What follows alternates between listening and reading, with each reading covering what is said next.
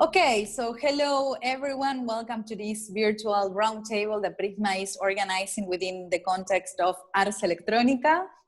Our curatorial proposal, as you may know, for the festival is entitled Space, Earth, Water Triad, which is integrated by the three main components of Chilean landscape. Those are astronomy, glaciers, and desert.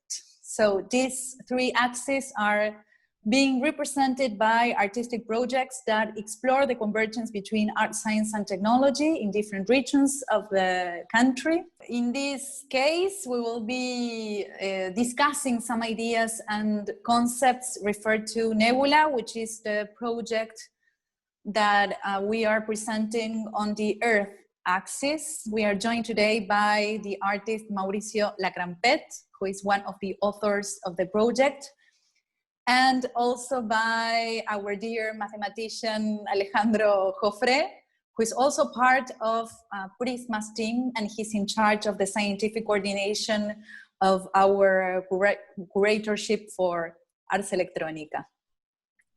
So thank you very much to both of you for being here, or being there, I should say. Mauricio and Alejandro have been undertaking a very interesting dialogue regarding the behavior of the Camanchaca in Atacama desert, and certain scientific notions such as turbulent flow and chaos theory. Right now, both of them are in the Centro del Desierto de Atacama, the Atacama Desert Center, which belongs to the Universidad Católica de Chile.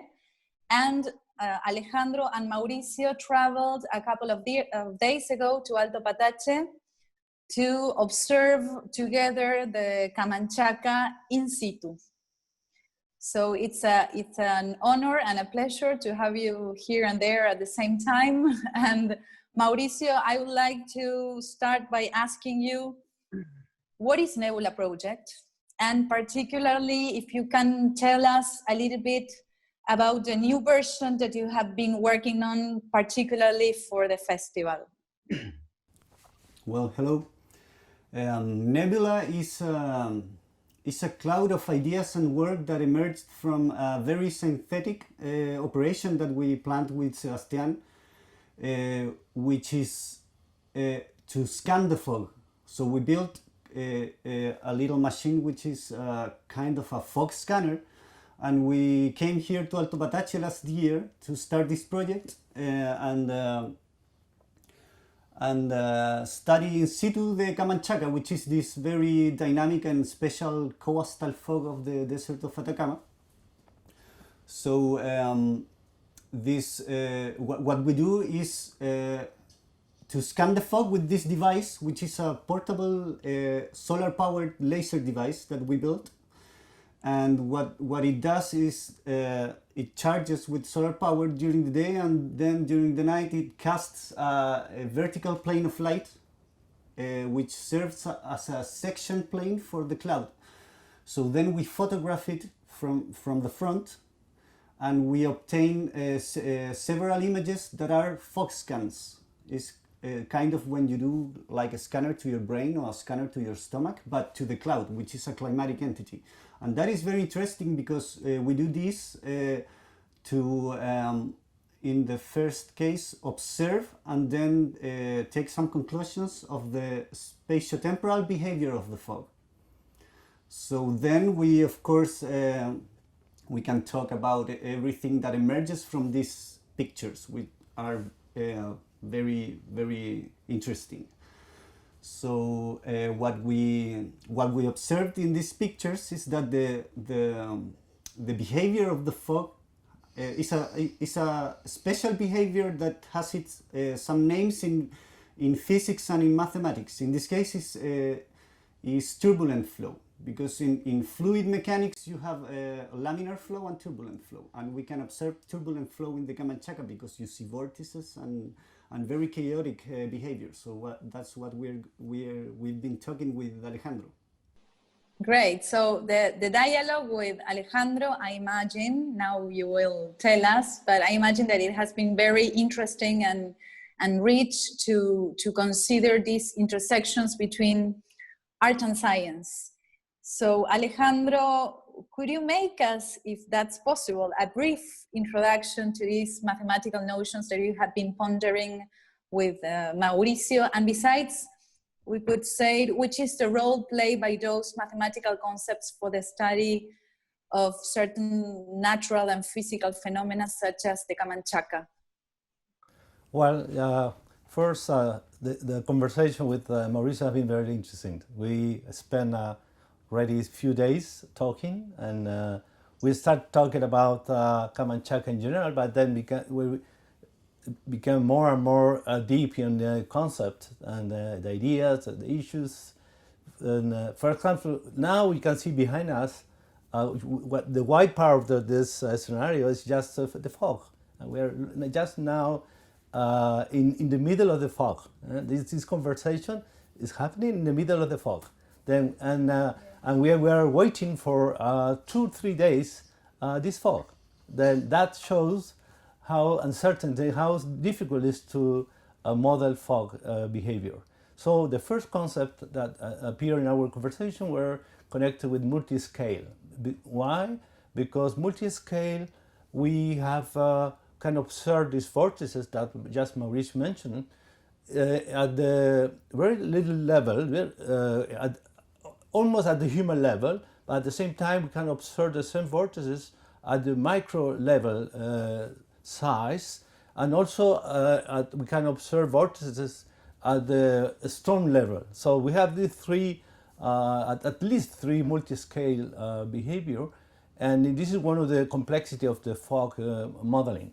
The second aspect is the chaotic behavior, because even if we measure temperature, pressure, and speed wind, for example, 100 meters behind, it's impossible to detect or to predict the behavior here where we are now. So that shows that even with the very precise instrument for measuring all these physical parameters, it's going to be impossible to measure, for example, when a vortex is going to appear or where a vortex is going to be located.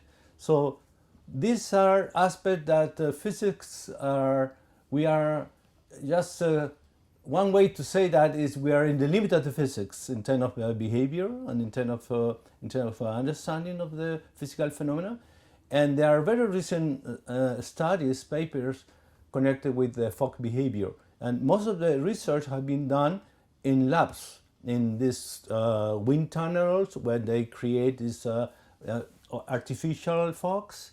But here is it's very different, because we are in the nature with we observe very wild fogs, and then when we observe these wild fogs, the approach from the science is different, because we cannot install the standard instrument for measuring the main physical parameter.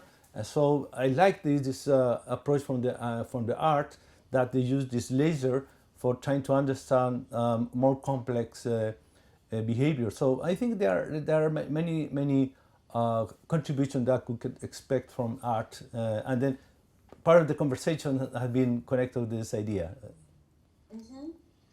I would like to take up Alejandro's explanation regarding the multi-scale phenomena, and let me say with my own words, because they will not be so technical or scientific, but according to these multi-scale phenomena, I understand that certain entities that we observe may significantly change depending on the different scales that we choose or that we use to observe them, right?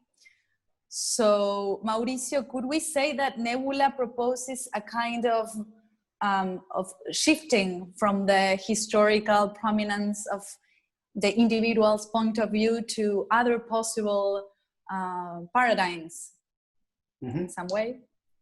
Yes, I think there are two ways in which we could speak about maybe entities or subjects in this work.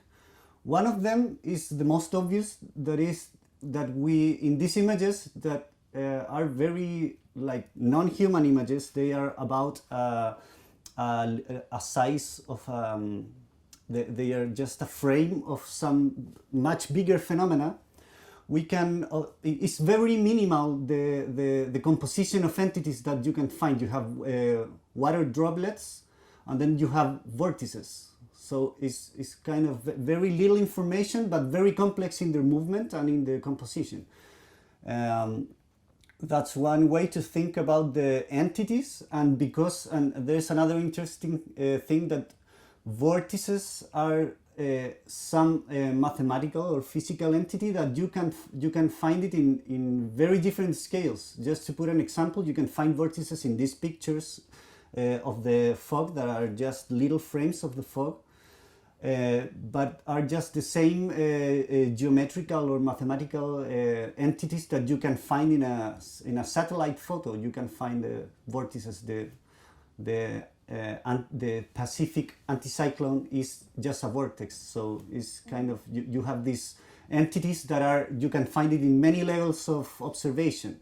So that's one thing, talking about entities and subjects. And the other thing is that we are in this work we are kind of working as a plugin for landscape. Our role as artists here, more than trying to express something, is just we are putting ourselves as a device for the landscape to manifest itself. So that's a very interesting thing, because this work is about this climatic entity that is the Camanchaca. And then we have a lot of ideas talking about this.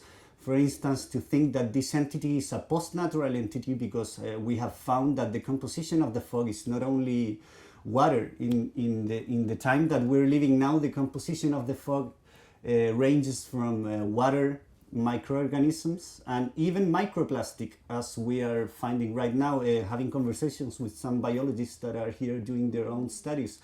So to visualize these frames of the Camanchaca, this coastal fog, is kind of an act of intimacy with a non-human gigantic climatic entity, post-natural climatic entity. So in that sense, it's very interesting, because we think what we are doing is kind of opening thresholds of effectiveness with this kind of entities. So it's a very non-anthropocentric way to think about landscape and to perceive the landscape phenomena.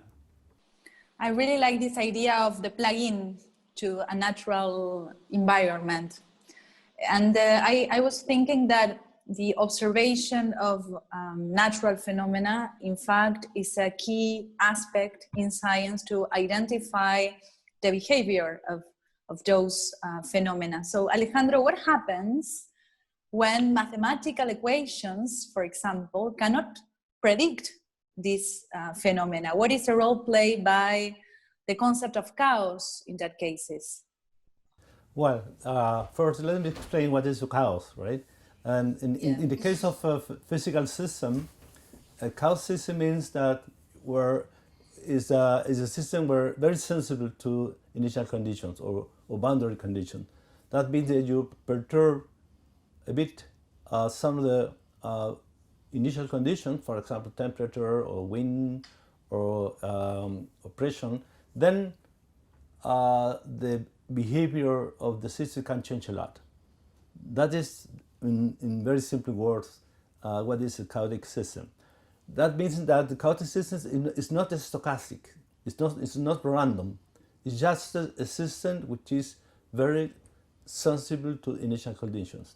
A very good example is this, which is called in the literature the butterfly effect, right? Effect. Yeah, the butterfly effect is just you perturb a bit some of the environmental condition, and then that will produce big consequence for example, in the climate system.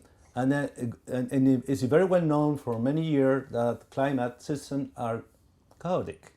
That means very sensible.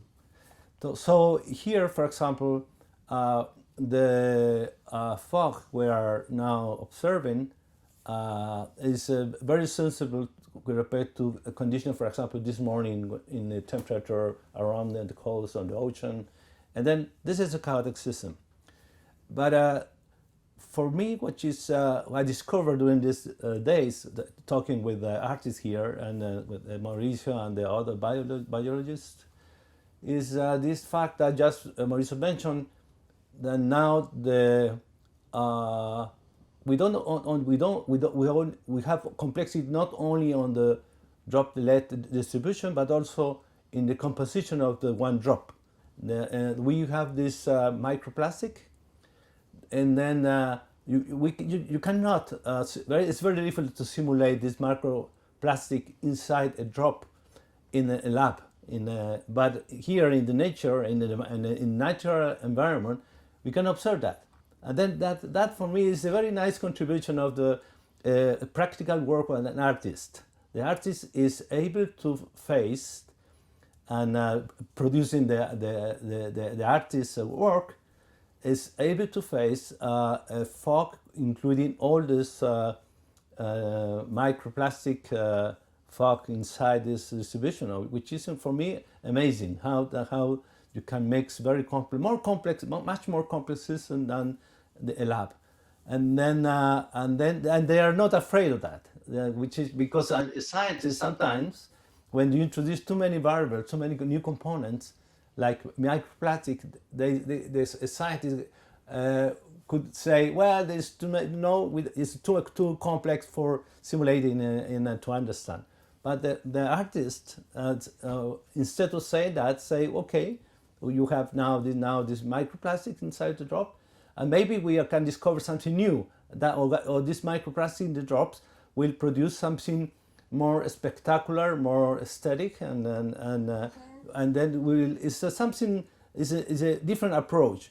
And I think for the scientist, this new approach, and even in a very complex system, could be very useful. And then chaotic system, like the fog, are very hot topic today, in the sense that we know for some years ago that are simple to describe in 2D, and Mauricio did his first project about this picture in 2D, but when you move to 3D, it's much more complicated. And then Sebastian and Mauricio are trying to capture in a 3D dynamic of this fog. And then for me, even in the lab, 3D is complex. This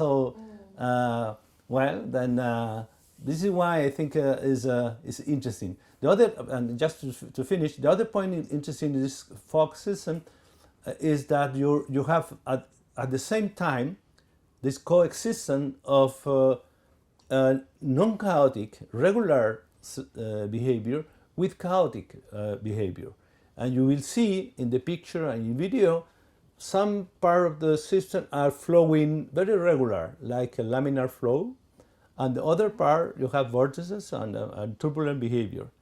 So this mix of regular and chaotic system at the same time are very rich, and these are part of the mathematical analysis today, and then we don't understand fully the behavior of the 3D mix of regular and chaotic systems.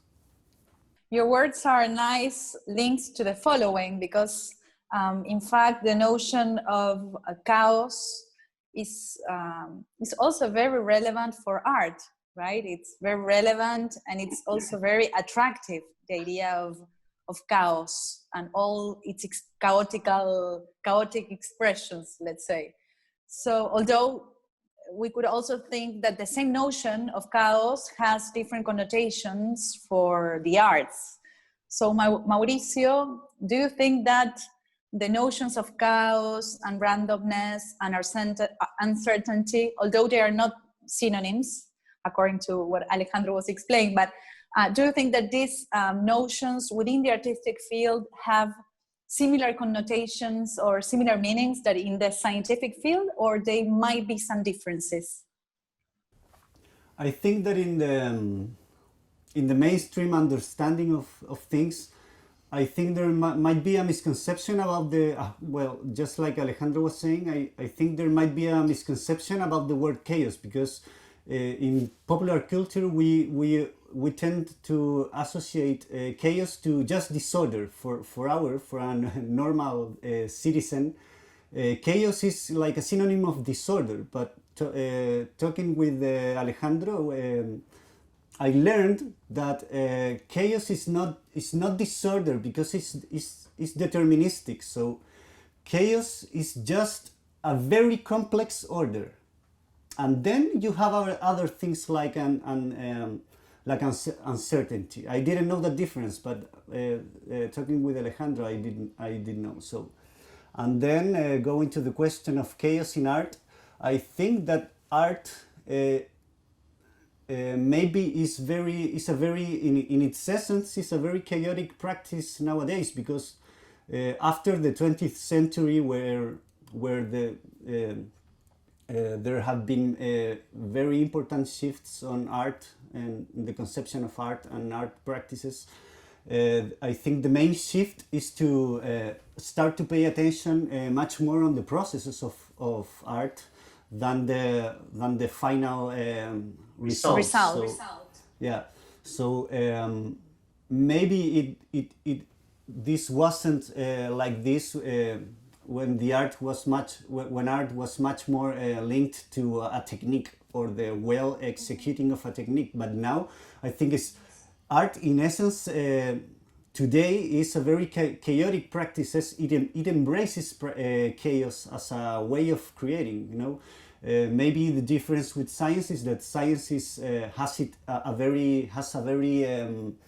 very clear process, which is a scientific method. So maybe chaos is, maybe science is looking for answers. So maybe there's not in the process. I am talking about just the processes. Maybe in the process of making science, there is no much room for chaos. So chaos is just like an object of study in science. But I think that in art, chaos is kind of the tool for making art, yes. or a major framework for doing art. Maybe it's just inevitable to be chaotic when you're doing art, because the process is, if art has something to do with resistance to normal parameters of things on the world, I think that in essence it is chaotic. Mm-hmm. So here I go with a question for both of you, in relation to what Mauricio was just saying. I think, in which ways, according to your experience, in which ways do you think that art and science can be mutually, let's say, enhanced throughout collaborative work? Well, let me first try to connect chaotic system and stochastic method. It's going to be maybe a bit technical, but I think it's good to explain the connection. As I explained before, chaos systems are very sensitive to initial conditions. That means that you cannot predict the behavior from some specific initial condition. You cannot predict the behavior of the system. In this case, in this particular case, you cannot predict the behavior of the fog, the main parameter of the fog, main variable of the fog, given some condition 1 hour ago or 1 day ago.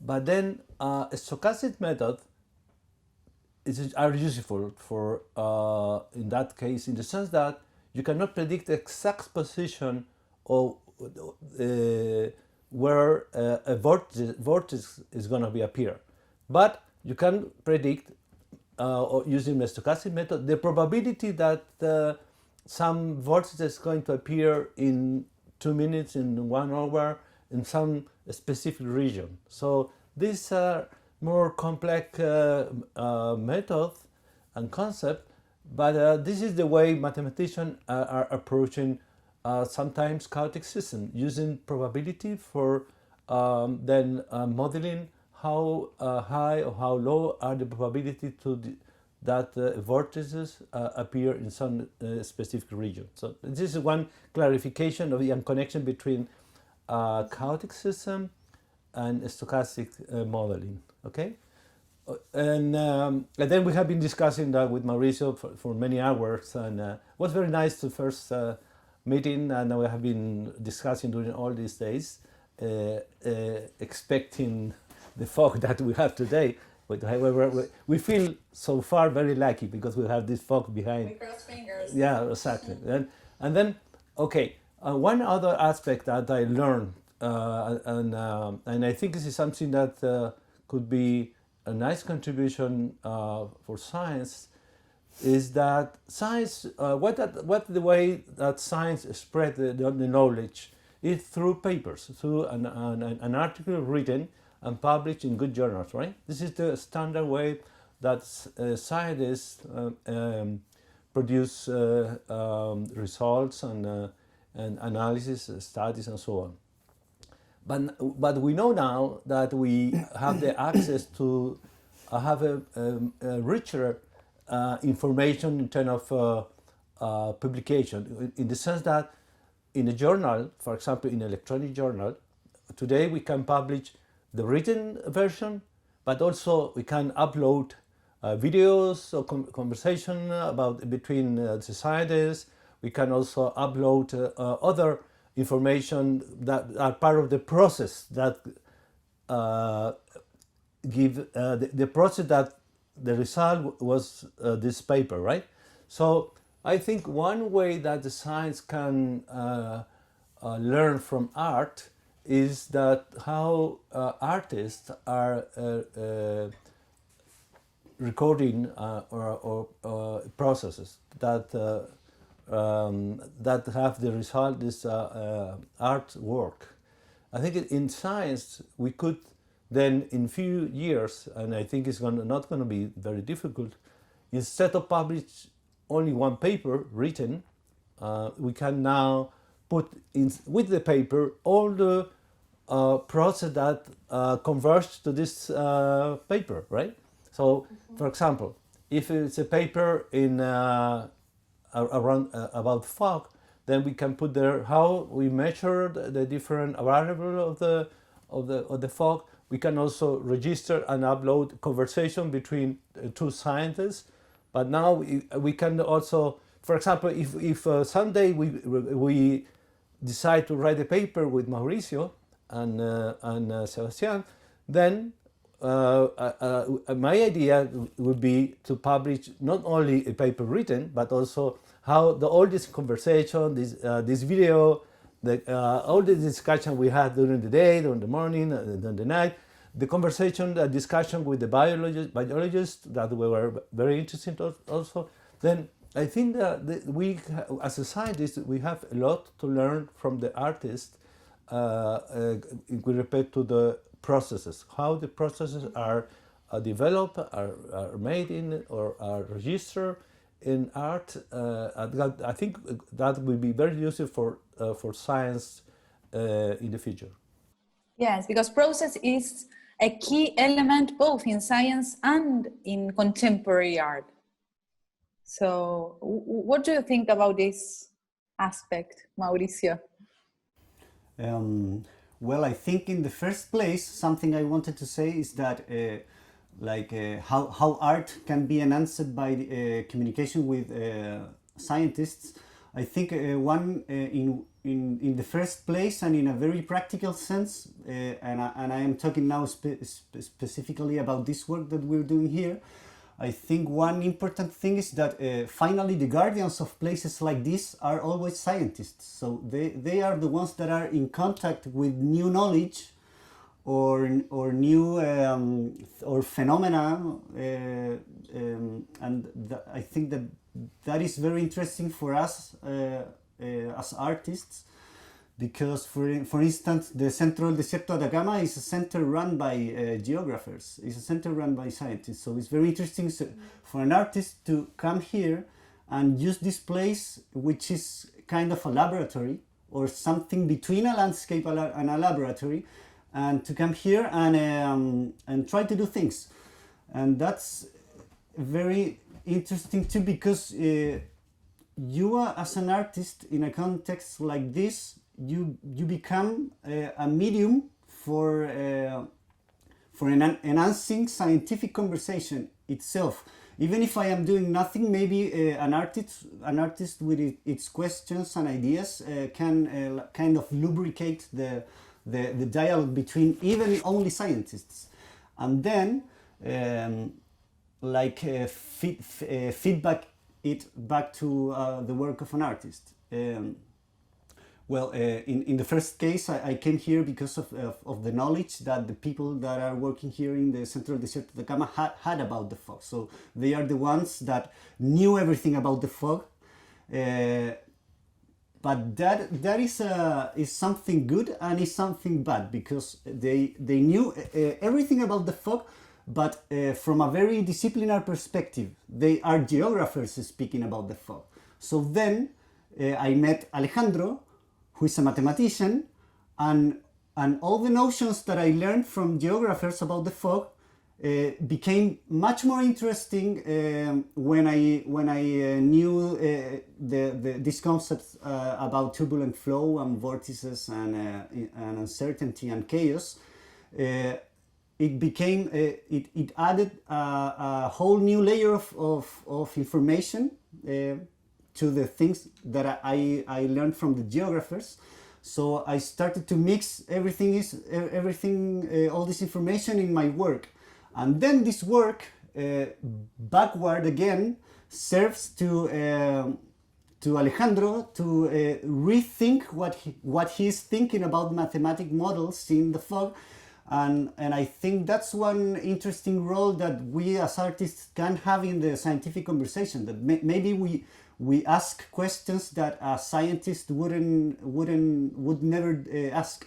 So I think we have the ability or the possibility of refresh some points of view, and I think that is in a very intimate relation to the process, because in science maybe the processes are much more linear. Because in science you're searching for answers, so maybe from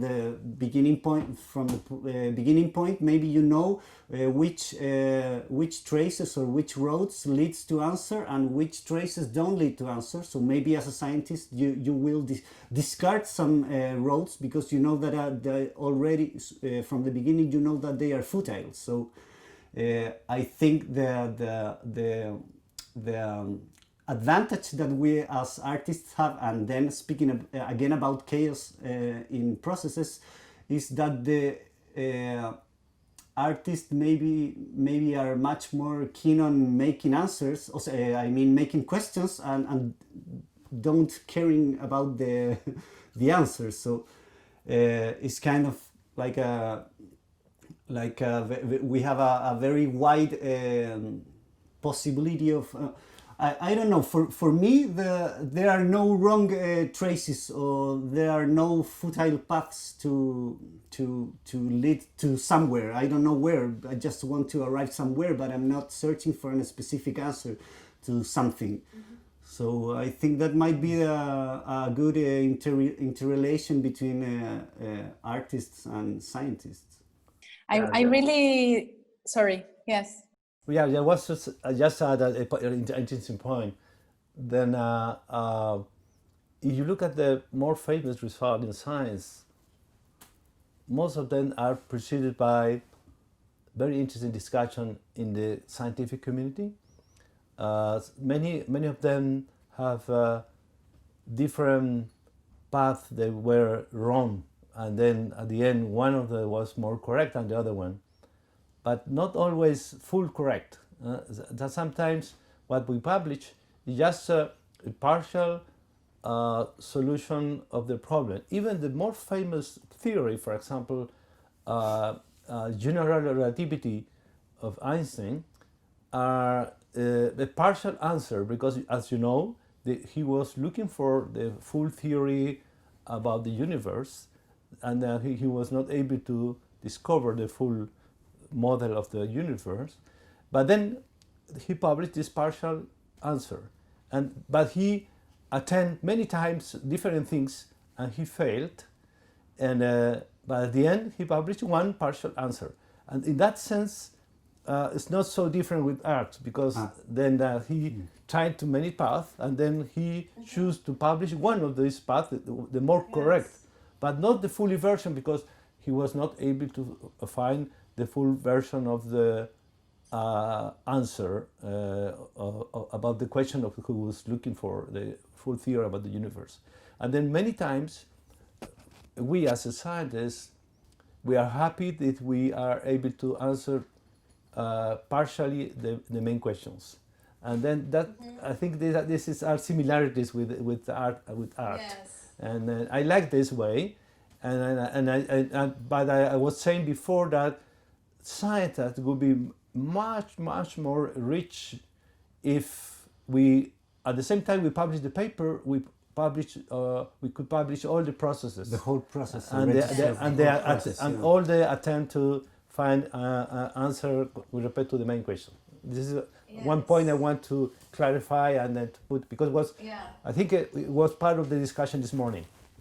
Yes, and thank you for mentioning. Sorry, no, just to say that thanks for mentioning this aspect regarding to failure in some way, because we've been talking about trial and error in both art and science in other of our roundtables. There was the one dedicated to the crossroads between art and astronomy. So this could be like the second half, the second part of that conversation that we've already, that we have been undertaking within the space axis. Yes, Mauricio, sorry that. I just wanted to say something about the intersection between art and science. Is one very important thing is that what I think is that art and science has something in common that is very intimate, that is mystery, because I think that also I mean science and art have like a very like in the very deeply they have kind of the same objective, which is to unveil the mysteries of existence, you know, from a very different methods, some very different approaches, but finally the object of study or this like main thing that we are trying to unveil is mystery. So in that sense, I think that in the interaction between art and science, we have the chance to use art as a motor of knowledge, as a source of knowledge, and it's a very special kind of knowledge because it's not a rational knowledge. As Alejandro was saying, is maybe the way to deliver knowledge of science is to write papers, and it's a very strict and very methodically designed form to deliver knowledge, but in art is much more important. Well, we have the aesthetics, which is this kind of field that deflects from operations in art and is something that has to do with senses and perceptions. So what I think is that art has the possibility to deliver knowledge via sensations, which is maybe the main difference with science, that is like in a very irrational sense. So the interaction between the two is like a super synergy, I think. Mm-hmm. Yes, and I think that it's very interesting to impulse this exchange between art and science in a place like Centro del Desierto de Atacama, that as you have defined it, I really like that definition. It can be seen as a place like in between the lab and the landscape.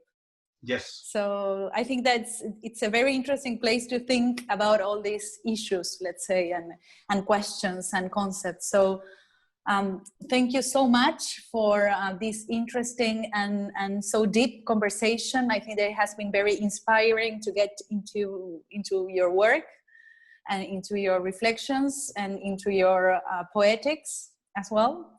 And to end this conversation, I just wanted to say that all the program that, to tell the audience that all the program that we are developing in, that is being developed by PRISMA for Ars Electronica tries to understand the ways through which art, science, and technology are converging in all kinds of projects in different regions of the country. So we invite everybody to discover all the activities that we have been designing and the other 3 roundtables that we are offering in the program of PRISMA. So Mauricio, Ale, thanks again for your participation, and I really hope that you enjoy the rest of your stay in the desert. Thank you very much.